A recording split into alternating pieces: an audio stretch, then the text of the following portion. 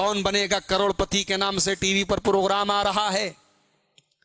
अमिताभ बच्चन नाम का बॉलीवुड का एक्टर उस प्रोग्राम को चलाता है। और एक हफ्ता पहले की बात है, इंदौर का एक नौजवान लड़का जिसका नाम आसिम चौधरी है, वो केबीसी के उस शो में जाता है और 12.5 लाख रुपए जीत करके आता है। होना तो ये चाहिए, हमारा सीना फक्र से फूल जाना चाहिए। हमारी कौम का एक नौजवान गया है और 12.5 लाख रुपए जीत करके आया है। मुसलमान लड़का है, पढ़ा लिखा है, एमबीए किया हुआ है उसने, बैंक में मैनेजर है इंदौर के अंदर। उससे सवाल किया गया, बताइए कि इस्लाम के हिसाब से इसमें से कौन अल्लाह के पैगंबर नहीं है। 4 ऑप्शन दिए गए, ए हजरत मूसा, बी हजरत मोहम्मद सल्लल्लाहु अलैहि वसल्लम, सी हजरत आदम और डी हजरत जिब्राइल। एक ऐसा सवाल कि अगर इस्लाम की बेसिक नॉलेज है तो एक मामूली सा बच्चा भी सवाल का जवाब दे सकता है। 4 ऑप्शन दिए गए, मूसा, आदम, मोहम्मद सल्लल्लाहु अलैहि वसल्लम और जिब्राइल। उस मुसलमान नौजवान ने सवाल देखते ही फौरन कहा, फ्लिप द क्वेश्चन, सवाल बदल दीजिए। इंटरनेट पर, यूट्यूब पर वीडियो मौजूद है, आप देख लें। मुसलमान लड़का है, सवाल उसको इतना खतरनाक और इतना मुश्किल लगा, उसके चेहरे का ज्योग्राफिया बदल गया। उसने कहा सवाल बदल दीजिए।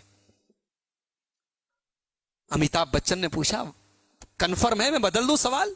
अमिताभ को भी हैरत हो रही, मुसलमान है और इसके इस्लाम से रिलेटेड सवाल कर रहा हूं और ये बदलने की बात कर रहा है। उसने कहा हाँ बदल दीजिए। फिर पूछा गया, अच्छा अगर तुम इस सवाल का जवाब देते तो क्या देते? उसने कहा मैं मूसा जवाब देता।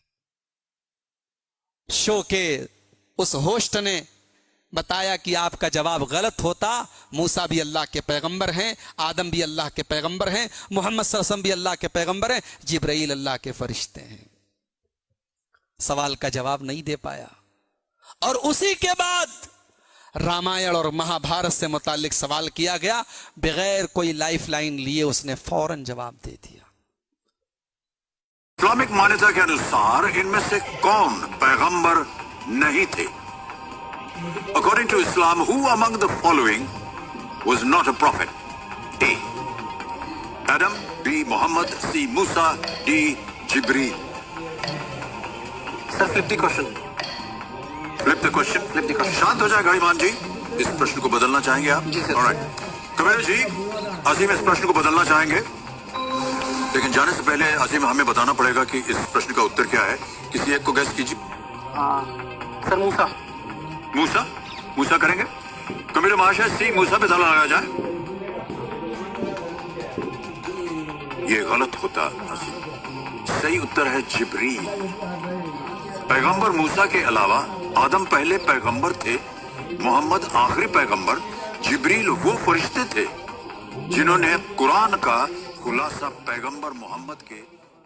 ये हमारी कौम के पढ़े लिखे वेल एजुकेटेड नौजवान का हाल है। उसे रामायण के किस्से और कहानियां याद हैं, उसे महाभारत के किरदारों के नाम याद हैं, उसे नबियों के नाम याद नहीं, उसे नमाज का तरीका मालूम नहीं, उसे वजू का तरीका मालूम नहीं, उसे अल्लाह के बारे में कुछ पता नहीं, उसे रसूल के बारे में कुछ पता नहीं। मेरे भाइयों, कल अल्लाह की बारगाह में हम क्या जवाब देंगे? कल कब्र में हम क्या जवाब देंगे? ये हमारी कौम के नौजवानों का हाल है। और हम कहते हैं कश्मीर में हमारे साथ ये हो रहा है, फलस्तीन में हमारे साथ ये हो रहा है, फला जगह हमारे साथ ये हो रहा है। अल्लाह की मार हमारे ऊपर नहीं पड़ेगी तो और क्या पड़ेगी? अल्लाह के बारे में कुछ नहीं मालूम। वजू करने बैठ जाओ तो 90% लोगों को वजू का तरीका नहीं मालूम। बाप का इंतकाल हो जाए तो बेटे को जनाजे की नमाज नहीं मालूम, जनाजे की नमाज में पढ़ी जाने वाली दुआएं नहीं मालूम। इस कौम का हाल है। अल्लाह हमारी इस्लाह फरमा दे मेरे भाइयों। इल्म और अमल ये बुनियाद है।